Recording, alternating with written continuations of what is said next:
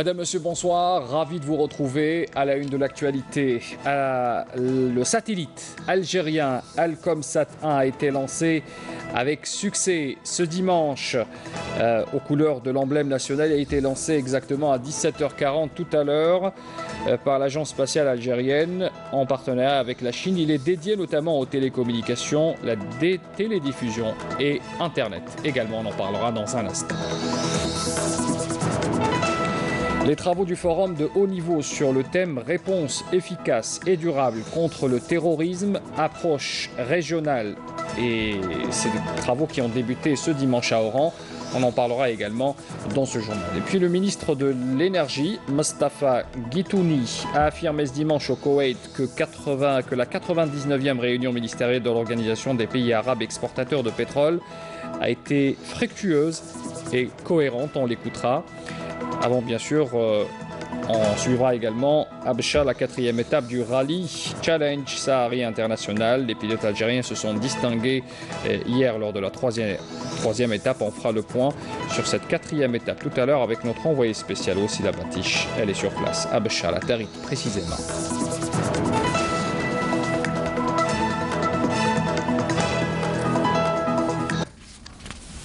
Voilà pour les titres de l'actualité. Bonsoir à tous. Et on commence d'abord par l'enterrement du général à la retraite. Mohamed Ataylia, décédé, il faut le rappeler, hier à l'hôpital militaire de Ain Nadja. Il a été inhumé au cimetière d'Al Alia en présence de hauts responsables de l'État et d'officiers supérieurs de l'armée nationale populaire, ainsi que des personnalités nationales et politiques, des moudjahidines et de nombreux citoyens. Ont assisté aux funérailles notamment du défunt le président du Conseil de la Nation Abdelkader Ben Salah, le président de l'Assemblée populaire nationale Saïd Bouhadja, le vice-ministre de la Défense nationale, chef d'état-major de l'ANP Ahmed Gaïd Salah, et ainsi que le secrétaire général du Front de Libération Nationale Jamal Ould Abbas. Il faut rappeler que le défunt, né en 1931 à Guelma, avait rejoint les rangs de l'armée de libération nationale le 1er mai 1955 dans la wilaya historique 1 et avait accompli le devoir révolutionnaire jusqu'au recouvrement de la souveraineté nationale. Après l'indépendance, Ataylia avait occupé de hauts postes de responsabilité au ministère de la Défense nationale. Au cours de sa carrière, le défunt avait reçu aussi plusieurs médailles d'honneur en reconnaissance des efforts et des sacrifices qu'il avait consentis au service du pays. Le président de la République, Abdelaziz Bouteflika, avait salué hier dans un message adressé à la famille du défunt le parcours militant du feu général et son dévouement au service de l'ANP dans les différents postes de responsabilité qu'il avait occupés. Inna lillahi wa inna ilayhi raji'un. L'actualité est marquée aussi par cette loi de finances 2018 qui a été donc présentée au Conseil de la Nation. En marge de sa présentation, le ministre des Finances, Abdelrahman Raouia, avait indiqué que le matelas des devises de l'Algérie s'est établi à 102,4 milliards de dollars. C'était à fin septembre dernier. À propos de la loi de finances, le ministre avait souligné aussi que ce texte prévoit une série de mesures législatives et fiscales également, allant dans le sens de la consolidation de l'investissement productif. On voit cela en détail avec Nakhla Lampi. Les réserves de change de l'Algérie se sont établies à 100 milliards de dollars en novembre 2017 et pourraient reculer à 97 milliards de dollars à fin décembre si l'on se réfère aux prévisions du ministre des Finances. À l'issue de la présentation du projet de loi de finances 2018, lors d'une séance plénière du Conseil de la Nation, Abdelrahman Raouia a indiqué que les réserves de change s'établissaient à 114 milliards de dollars à fin décembre 2016 contre 144 milliards de dollars à fin 2015. Ce texte prévoit une série de mesures législatives et fiscales allant dans le sens de la consolidation de l'investissement productif tout en préservant les grands équilibres financiers du pays. Cela en tenant compte des directives du président de la République. La préparation du projet de loi de finances 2018 s'est faite dans un cadre particulier qui se caractérise au plan interne par la persistance des pressions financières et au plan externe par l'instabilité des prix du pétrole en dépit de l'accord d'Alger sur la baisse de la production prolongée à mars 2018 en vue d'aboutir à la stabilité des prix. Cette instabilité n'a pas été sans conséquence sur l'économie nationale et a induit la réduction des recettes financières et a mis le trésor public sous pression. C'est pourquoi nous devons relever de nombreux défis, vu la réduction de la liquidité au niveau des banques et la contraction des réserves de change qui ont atteint 105 milliards de dollars US. Cette conjoncture exige le maintien d'un niveau appréciable de développement afin de garantir une prise en charge convenable des revendications sociales et la création d'opportunités d'emploi conséquentes.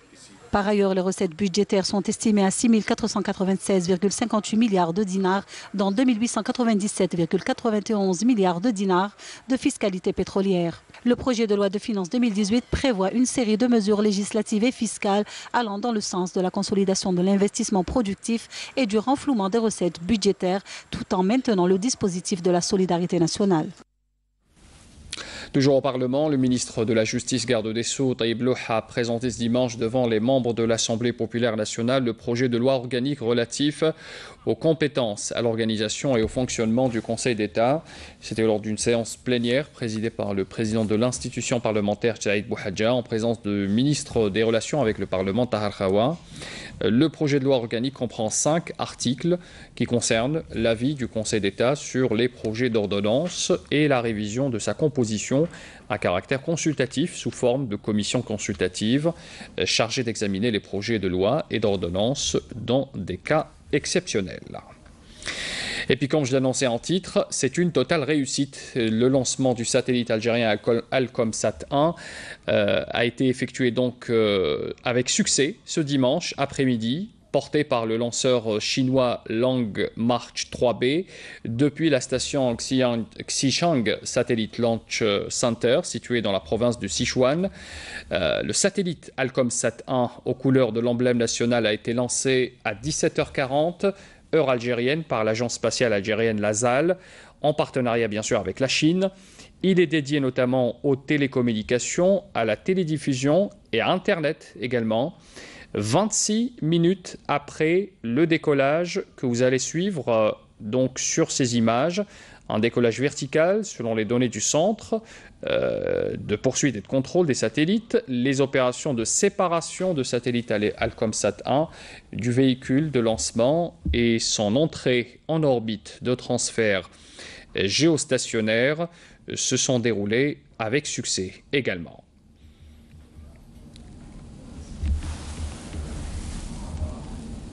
Voilà donc pour le lancement du satellite algérien Alcomsat 1, premier satellite algérien en matière de télécommunications et de télédiffusion et d'Internet également, lancé tout à l'heure, il y a quelques heures, à 17h40 pour être précis.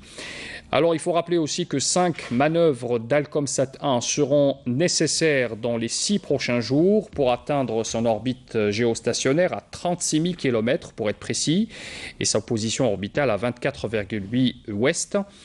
Toujours selon LASAL, qui nous fournit donc toutes ces données par rapport au lancement de ce satellite. L'exploitation et le contrôle de ce satellite seront effectués bien sûr par nos ingénieurs algériens de LASAL, depuis les centres d'exploitation des systèmes de télécommunication, d'abord de Bourzoul, dans la wilaya de Médéa, et puis le centre également de Bouchaoui, dans la capitale, Alger. Ces opérations auront lieu dès la séparation du satellite du lanceur jusqu'à la position orbitale. Je le rappelle encore une fois, bien sûr, ces appendices, les appendices du satellite qui également se déploieront.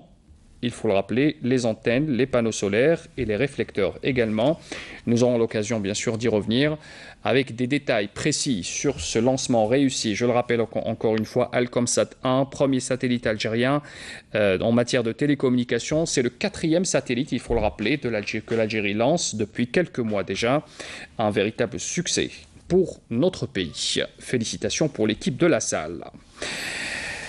L'actualité aussi marquée par les travaux du forum de haut niveau sur le thème « Réponse efficace et durable contre le terrorisme, approche régionale ». Ces travaux ont débuté ce dimanche à Oran avec la cérémonie d'ouverture présidée par le ministre des Affaires étrangères Abdelkader Al-Messahel et qui s'est déroulée en présence de Smaïl Chergui, notamment commissaire de l'Union africaine pour la paix et la sécurité, de Taï Brouk Zirhoun, sous-secrétaire général des affaires politiques des Nations Unies. La rencontre est co-organisée par l'Algérie et la Commission de l'Union africaine. C'est un forum de 2 jours qui s'inscrit dans le cadre du mandat confié au président de la République Abdelaziz Bouteflika par ses pairs de l'Union africaine en tant que coordonnateur des efforts de l'Union africaine dans le domaine de la prévention et de la lutte contre le terrorisme. À ce propos, je vous invite à écouter la déclaration du chef de la diplomatie algérienne.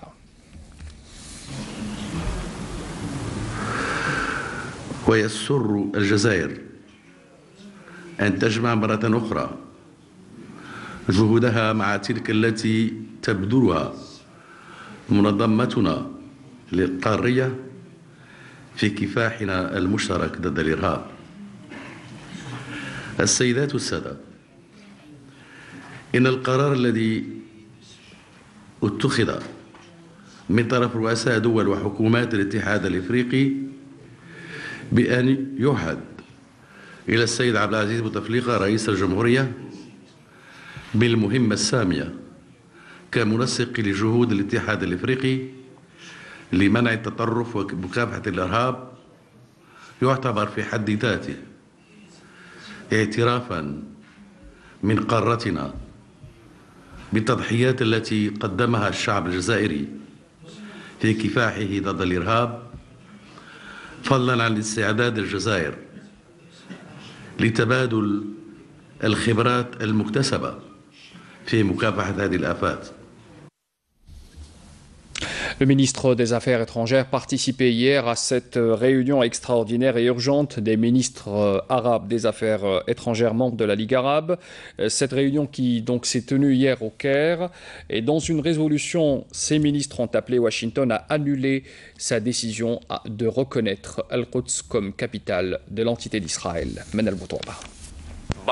Dans leur résolution publiée ce matin, les ministres arabes affirment que les États-Unis se sont retirés comme parrains et intermédiaires du processus de paix au Proche-Orient et demandent que les États-Unis annulent leur décision concernant Al-Quds. Rassemblés hier soir au siège de la Ligue arabe pour une réunion extraordinaire, ils ont également appelé la communauté internationale à reconnaître un État palestinien avec Al-Quds Est comme capitale.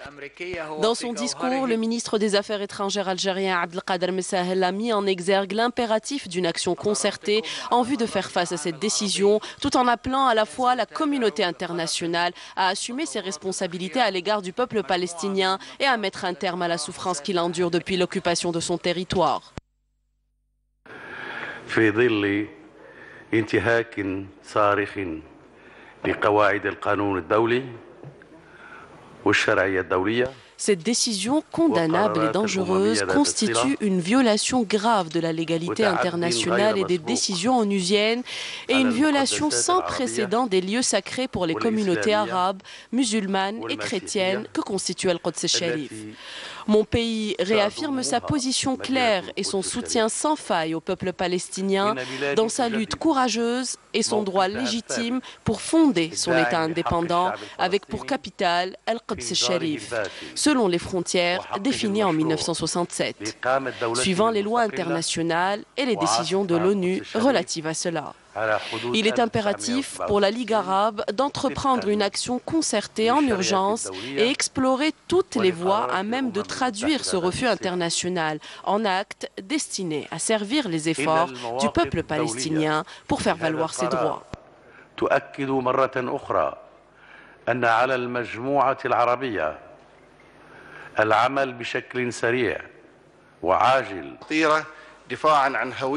Messahel a rappelé que l'instabilité que connaît le monde arabe est intimement liée à l'échec de la communauté internationale à trouver une solution juste, globale et définitive à la question palestinienne. L'initiative du président Donald Trump a donc été unanimement dénoncée et condamnée par la Ligue arabe. Pour rappel, lors d'une précédente réunion des délégués des États membres mardi, avant la décision américaine, l'institution pan-arabe avait déjà mis en garde Washington en qualifiant la reconnaissance d'Al-Quds comme capitale d'Israël d'assaut clair contre la nation arabe. Et justement, après cette décision grave prise par Donald Trump, sachez que des manifestations nombreuses continuent à avoir lieu, notamment en Palestine occupée et partout dans le monde, contre cette décision du président américain de reconnaître Al-Quds comme capitale d'Israël. Naïma Chakchak. Par milliers, les Palestiniens des territoires occupés continuaient de manifester aujourd'hui contre la décision controversée de Donald Trump de reconnaître Jérusalem comme capitale d'Israël. Un rejet catégorique de la décision du président américain que le président palestinien Mahmoud Abbas conforte par un appel aux Palestiniens à poursuivre la confrontation et à l'élargir, dit-il. Depuis jeudi, 4 Palestiniens ont péri dans la bande de Gaza lors de heurts avec des soldats israéliens et dans des raids aériens israéliens sur la bande de Gaza. Des centaines d'autres ont été blessés par des coups ou après inhalation de gaz lacrymogène, selon le Croissant Rouge palestinien. Des protestations ont eu lieu à l'entrée de la ville de Beit Lahm, en Cisjordanie occupée, où des affrontements ont éclaté avec les soldats israéliens. D'autres heurts ont eu lieu dans le camp de réfugiés d'Aroub, également en Cisjordanie, où un Palestinien a été blessé par des balles en caoutchouc. La colère palestinienne a fait des échos, alors que plusieurs autres manifestations continuent de s'exprimer par dizaines de milliers partout dans le monde, notamment au Moyen-Orient, en Turquie, au Maroc, au Liban, en Égypte et en Afghanistan. Le mot d'ordre Al-Quds, capitale de la Palestine, fusait dans toutes les manifestations de colère en réplique à la déclaration mercredi dernier de Donald Trump qui marque une rupture sans précédent avec des décennies de diplomatie américaine et internationale. Depuis la création d'Israël en 1948, la communauté internationale n'a jamais reconnu cette ville comme la capitale de l'État hébreu, considérant que son statut final doit être négocié entre Israéliens et Palestiniens.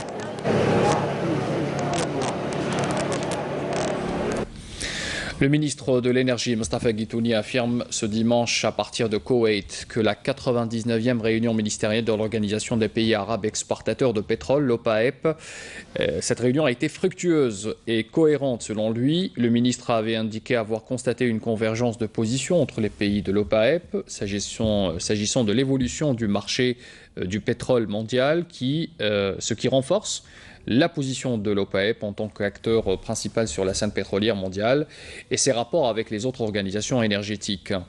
Par ailleurs, le prix scientifique 2016 de l'OPAEP, qui célèbre le 50e anniversaire de sa création, a été décerné à 2 candidats, dont un Algérien, Jamal Harbi, pour ses recherches sur les répercussions économiques et écologiques du raffinage du pétrole. Et on écoute la déclaration du ministre de l'Énergie, Mustafa Guitouni, qui participait à cette réunion. J'ai eu l'honneur de transmettre les plus sincères salutations du président de la République Abdelaziz Bouteflika à son frère, l'émir de l'État de Koweït, Sheikh Sabah. Nous avons eu des concertations, il y a eu une convergence de vues entre les deux parties et beaucoup de cohésion afin qu'il y ait une position commune et forte de l'organisation sur la scène internationale et lors des autres rendez-vous avec d'autres organisations. Voilà, vous écoutiez à l'instant la déclaration du ministre de l'Énergie, le ministre de l'Énergie qui avait donc été reçu auparavant par l'émir du Koweït, Sheikh Sabah Al-Ahmed Al-Jabal Al-Sabah, auquel il avait transmis un message de fraternité du président de la République Abdelaziz Bouteflika. Le prince koweïtien a chargé à son tour son ministre des Finances de transmettre un message de fraternité au président Bouteflika, saluant les relations privilégiées qui lient les deux pays. Le ministre de l'Énergie, toujours à Koweït, s'est entretenu également avec son homologue égyptien, Tariq Al-Moula, avec qui il a discuté des opportunités de coopération énergétique dans la commercialisation du gaz de pétrole liquéfié, le GPL, et du gaz naturel liquéfié, le GNL, au profit de l'Égypte. Les deux parties ont ainsi discuté de la relance des projets de commercialisation du GPL algérien au profit de l'Égypte pour atteindre un volume d'exportation de 500 000 tonnes par an, ainsi que de l'approvisionnement en gaz naturel liquéfié qui sera fourni également à ce pays en fonction des besoins et de ses commandes également. Une page histoire à présent. Non à l'Algérie française. Vive l'indépendance. Des slogans scandés à travers plusieurs villes algériennes pour dire non à la France coloniale, non à De Gaulle. Cela fait 57 ans que marquent aujourd'hui donc les manifestations du 11 décembre 1960. Un autre pan de combat pour l'indépendance algérienne. Ce jour-là, un seul héros, le peuple. Là, et puis depuis, la cause algérienne s'est faite une place aux Nations Unies qui diront oui au droit de l'Algérie indépendante. Khalid Touati, le commentaire de Abdelmajid Makassi. Cela fait 57 ans que le peuple algérien était sorti dans la rue pour dire non à la France en Algérie. Et oui pour l'indépendance, des slogans destinés à l'occupant français. Les Algériens étaient sortis dans les rues de toutes les villes algériennes en brandissant l'emblème national pour exprimer leur rejet des plans de De Gaulle et renverser la thèse de l'Algérie française. Les manifestations du 11 décembre 1960 étaient une réponse franche au plan du général De Gaulle visant à étouffer la guerre de libération nationale. Tous les Algériens, de tous les âges, sont sortis dans les rues pour dire non à la France, brandissant les drapeaux algériens. Et quand les incendies et les destructions ont commencé, les soldats français nous ont empêchés d'aller vers Diar Saada et El Mahsoul, le confort, parce que là-bas il y avait les Français. Nous sommes restés coincés à El Mahsoul. Et bien sûr, avec les incendies, le tir avait commencé et il y a eu des victimes.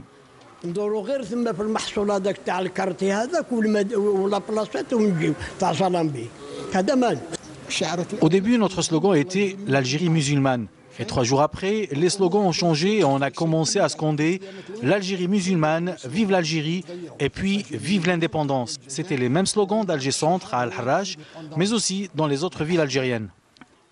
Quelques jours seulement après les manifestations du 11 décembre, la cause algérienne allait triompher au sein des Nations Unies avec l'adoption d'une résolution proclamant le droit des Algériens à l'autodétermination.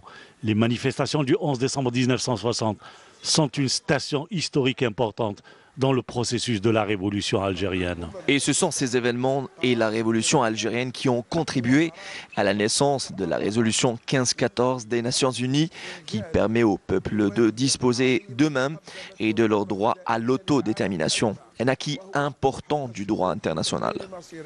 Le 11 décembre 1960, une date, un événement et surtout un peuple, le seul héros de la révolution. Le 11 décembre 1960 également, le thème d'une rencontre au forum de Chab en présence du ministre de la Communication Djamal Kawan. La presse nationale a joué un rôle crucial dans le renforcement de l'action militaire, la sensibilisation du peuple et l'internationalisation de sa cause à travers les différentes étapes de la résistance de la lutte de libération de l'Algérie, a déclaré le ministre de la Communication. La presse nationale a joué à travers les différentes étapes de la résistance et de la lutte de libération un rôle crucial pour le renforcement de l'action militaire. Djamal Kawan faisait donc cette déclaration lors de ce forum du quotidien Chab. Je vous invite à écouter un extrait de son intervention.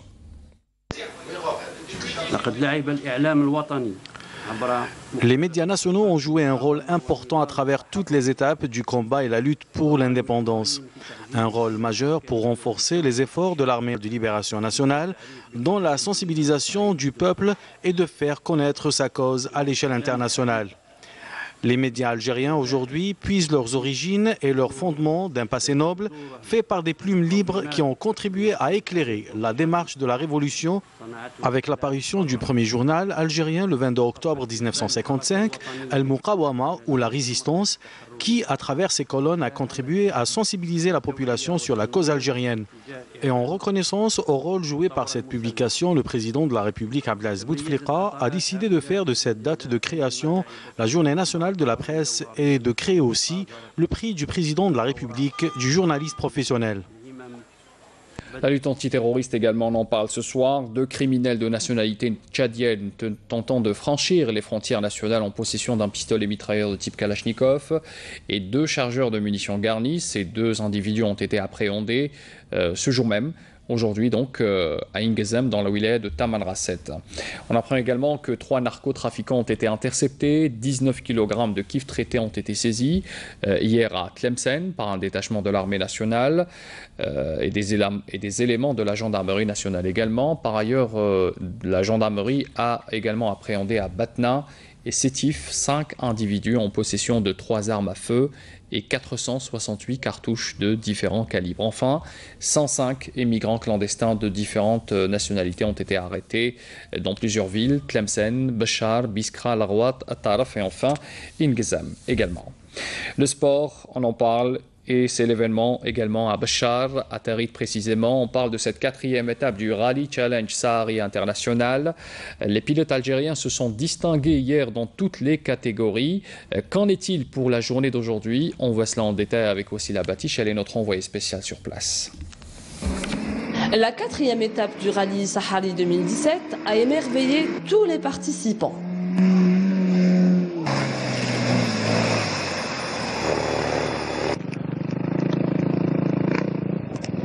Je ferai volontiers un 3e tour et même j'irai même encore plus loin dans les dunes. Parce que là, vu du dessus, ce qu'on voit est magnifique, sensationnel. C'était une belle spéciale, hein, avec de superbes dunes, porteuses, donc bien, que du bonheur. Que du bonheur. On va s'amuser encore parce qu'on n'est qu'à la moitié, donc... Mais c'est un beau pays, très beau pays. والله ما شبعت دخلوا جماعه قلت لهم على رايحين نزيدوا شويه كوتي بون هنا راه مازال سيركوي. Une étape courte mais pas aussi facile. Avec comme épreuve 2 boucles où les pilotes ont affronté les plus hautes dunes de Tarit. Un parcours très difficile et magique en même temps. L'épreuve de la 4e étape était très disputée entre les pilotes. En automobile, le couple français Thierry et Sophie Bunel, expérimentés dans cette spécialité de course, ont réussi à décrocher la première place de cette étape. Fodel Allahom, pilote algérien, leader des précédentes étapes, n'est pas arrivé à ses fins suite à des ennuis mécaniques. En moto, l'Italien Paolo Secchi a remporté l'épreuve haut la main et a réussi à se distinguer dans cette catégorie. J'ai pris la dune un peu plus vite parce que pensant que la voiture, qu'on ne pouvait pas passer la dune, donc j'ai fait une erreur de pilotage par manque de concentration. Et donc la voiture a fait un tonneau par l'avant. On a fait une petite boucle, on s'est fait plaisir. Et donc ça a été quoi le fait de voir tout ça? Les paysages sont magnifiques, de toute façon depuis le début, depuis le départ, que je suis arrivée en Algérie, je découvre vraiment les paysages magnifiques. Je suis ravie de l'accueil que me réservent les Algériens.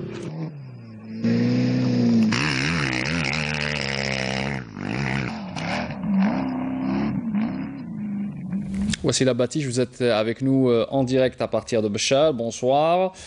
Alors Wassila, vous avez donc suivi cette 4e étape qui a été une étape, on va dire, courte, un peu difficile du point de vue technique, mais nous avons constaté cet émerveillement des pilotes pour le paysage sur place. Malgré la difficulté, ils avaient apprécié cette étape. Qu'en est-il des résultats et de ce qu'ils en ont pensé justement? Oui, bonsoir Zohera. Il n'y a pas que les représentants, les coureurs, tous les présents ici à Tarit, tout le monde est émerveillé par cette beauté de la ville de Tarit, du désert et aussi des grandes dunes. Donc ce soir, j'ai la chance d'avoir avec moi les vainqueurs de cette 4e étape, le couple français, donc vainqueur de cette étape, Thierry et Sophie Bunel, donc dans la spécialité auto, un buggy de roue motrice. Je commence bien sûr par galanterie, monsieur, avec madame. Aujourd'hui, vous avez gagné cette étape. Vous êtes très très contente? Oui, oui, je suis très contente. Oui, j'appréhendais les grandes dunes et finalement, ça s'est très bien passé. Donc, on a traversé un très beau paysage et ça s'est très bien passé. Ouais. On est passé. Comme une... Ah oui, je suis émue, je suis désolée. C'est pas grave, En tout cas, c'est pas grave. Alors, Thierry, vous aussi, vous avez l'habitude d'assister et de participer à de grands rallyes. Alors, aujourd'hui, pour la première fois, vous êtes en Algérie et aussi vainqueur de cette 4e étape. Oui. Si on commence par parler de l'étape, c'est une belle étape effectivement des grandes dunes. Nous, on est habitués à courir au Maroc. Il y a des belles dunes, mais pas comme ici. Ici, c'est vraiment des dunes magnifiques, très grandes et très techniques. Donc l'étape d'aujourd'hui était courte, mais très technique, avec une navigation pointue et des compétiteurs tous très agressifs sur la piste. Et l'esprit est formidable, quoi. C'est des victoires méritées, mais difficiles. Donc, très bien. En tout cas, merci et bravo pour votre exploit. Je vais vous laisser profiter et fêter cet exploit de la 4e étape. Quant à moi, Zoé, je vais juste donner le programme de demain. Donc, l'étape de demain, elle sera très redoutée. Elle sera longue sur des pistes difficiles, des franchissements de dunes. Au total, 167 km, donc jusqu'à Bni Abbas. Restez avec nous, vous allez encore voir un magnifique paysage demain. Qui sera le vainqueur, on verra. À demain alors. Merci Wassila Batiche et merci également à vos invités. Merci aux vainqueurs aussi qui trouvent les dunes algériennes d'une exceptionnelle beauté. Et on le confirme bien sûr, notre paysage est à couper le souffle pour les gens qui veulent visiter. C'est la fin de ce journal. On rappelle les principaux titres avant de clore l'édition. Nous avons parlé bien sûr du satellite algérien Alcomsat 1 qui a été lancé avec succès ce dimanche après-midi. Il est aux couleurs de l'emblème national, dirigé par une équipe algérienne, par l'Agence spatiale algérienne. Le lancement a eu lieu à 17h40, heure algérienne par l'Agence spatiale, en partenariat avec la Chine. Il est dédié notamment aux télécommunications, la télédiffusion et Internet. Les travaux du forum de haut niveau sur le thème des réponses efficaces et durables contre le terrorisme approche régionale ont débuté ce dimanche à Oran en présence du ministre des Affaires étrangères. Le ministre de l'Énergie, Mostafa Guitouni, a affirmé